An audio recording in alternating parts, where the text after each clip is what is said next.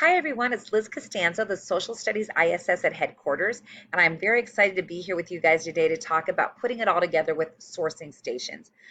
What I love about this is it brings everything we've worked on over the past several years into one great lesson that also incorporates the inductive learning and of course the sourcing that we talked about today.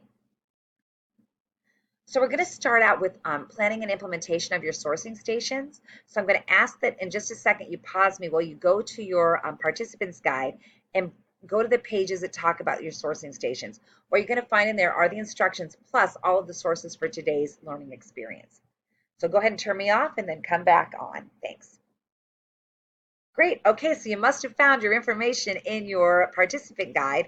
So just a quick overview about what you're going to do to prepare for your historical thinking sourcing station.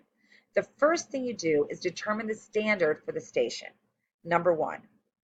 Then you're going to select 4 to 6 sources for each station based on that standard. I, of course, recommend laminating those for future use, and then you can just store them in folders and they'll be ready to go for the following school year and also for your next class. Also the station cards. You're going to have station cards at each station, and I also recommend laminating these so you have them on hand for future use as well. Okay, that's kind of getting our setup ready to go, okay? So now you're going to present the essential question to the students. And for this, I recommend that you use the strategy where we use the Post-it notes and have the students give their first thinking around that essential question. This way you get 100% participation, which is a culturally responsive practice, and you get the kids thinking about the topic that you're going to be using at your sourcing stations. Once you've completed your essential question, you're going to divide your students into groups for the stations, and you think about 3 to 4 students per station. Once the students are in the group, you're going to explain 2 things to them for this particular activity. You're going to explain how they're going to do the source, what they're going to do when they get there, and then they also have evidence for or against their stance based on the essential question, which is an add-on to this particular sourcing station activity. You're probably going to want to have about 10 to 15 minutes per station. I recommend that you select a timer for each of the stations, or of course, if it's 10 per station, you of course could be the timer, and then have them move on to the next station. So that's that part. When they're done, they're going to have the evidence for an evidence-based discussion based on the essential question. And you can use philosophical chairs, Socratic seminar, the Harkness discussion. We've discussed all of these in our professional learning over the last couple of years. Philosophical chairs is a particular favorite of mine. I really like that one because it's a great crossover for our students who are in AVID, but also it's a great, if you're a school-wide AVID school, using philosophical chairs just is a great way to kind of reinforce that strategy. Okay, so that's kind of getting it ready, the setup for planning and implementation. Then this is the card for the photo station. We have a photo here for you to take a look at.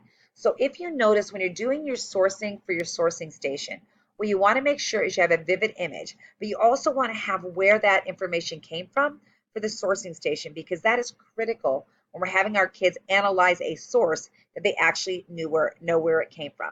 So as you can see here, we have President Richard Nixon, who waves to an estimated 8,000 supporters at a youth rally in Marine Stadium on August 22nd, 1972 in Miami Beach, Florida, and it came from the Associated Press. So take a look at the sample task card. So the students are going to basically complete the document analysis steps 1 through 3 for their photo, okay? So they're going to source it out like we talked about earlier today.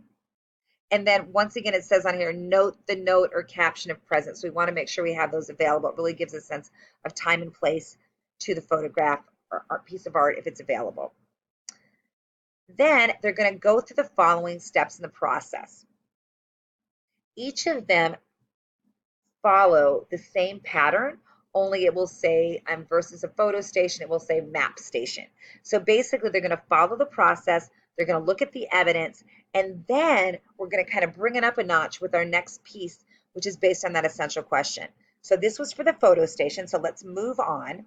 So here's what they're going to be looking at. For this one, the standard is, it's for Rock the Vote. The standard is 12G3B, which is from our 12th grade United States government.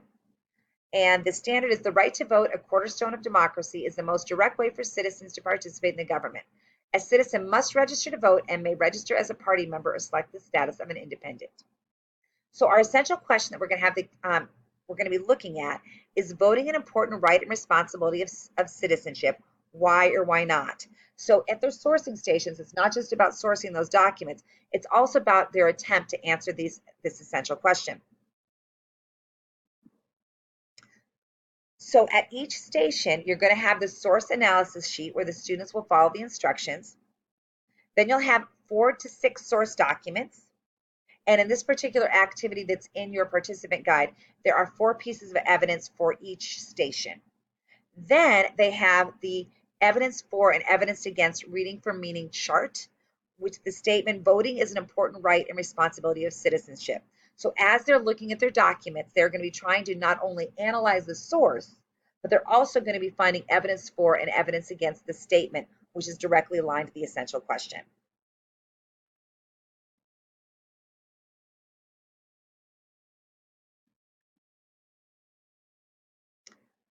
Finally, they're going to bring it all together with the rock the vote philosophical chairs.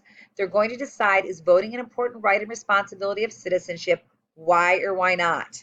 They're going to choose their position, yes, no, or undecided.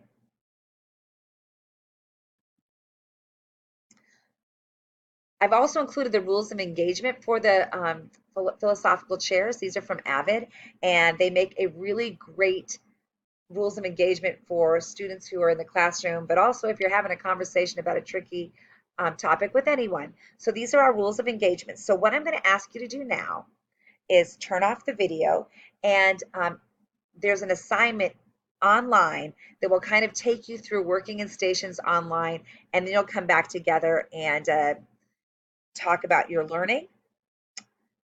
And that's all. So you guys, thank you so much. When you come back, we'll take a look at the 21st Century School and the Open Concept Classroom. For now, go ahead and get started on your sourcing stations. It was really great working with you. I hope you enjoyed the lesson. Look forward to your feedback, and I will talk to you soon. Thanks, everyone. Have a great learning.